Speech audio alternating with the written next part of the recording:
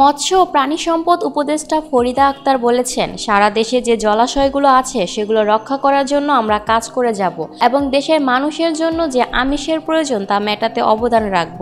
মঙ্গলবার সকালে জাতীয় সংসদ ভবনের দক্ষিণ প্লাজায় জাতীয় মৎস্য সপ্তাহ 2025 উপলক্ষে আয়োজিত দ্বিতীয় দিনের অনুষ্ঠান বর্ণাঢ্য র্যালির উদ্বোধনকালে তিনি কথা বলেন।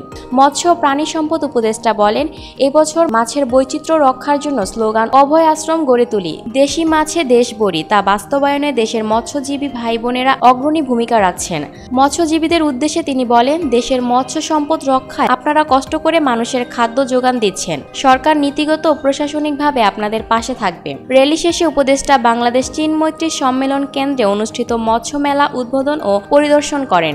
এ সময় তিনি মুক্তা ও ঝিনুককে জাতীয় সম্পদ হিসেবে উল্লেখ করে বলেন, এই মেলায় মানুষ দেশের মৎস্য ও সামুদ্রিক সম্পদ সম্পর্কে জানতে পারবে। মৎস্য অধিদপ্তর বরিশাল বিভাগের পরিচালক আলফাজ উদ্দিন শেখের মৃত্যুতে 1 মিনিট নীরবতা পালন করা হয়। উল্লেখ্য, মৎস্য মেলা অনুষ্ঠানে মৎস্য খাতে ব্যবহৃত উপকরণ ও প্রযুক্তি প্রদর্শনের জন্য মৎস্য অধিদপ্তর, বাংলাদেশ মৎস্য উন্নয়ন কর্পোরেশন, বাংলাদেশ মৎস্য গবেষণা ইনস্টিটিউট সহ 22টি প্রতিষ্ঠান মোট 25টি স্টল নিয়ে অংশগ্রহণ করেছে।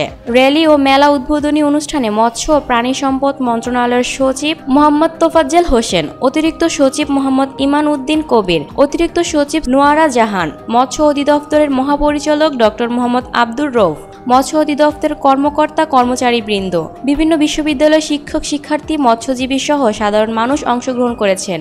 Lucky Akter, people voice television, Dhaka.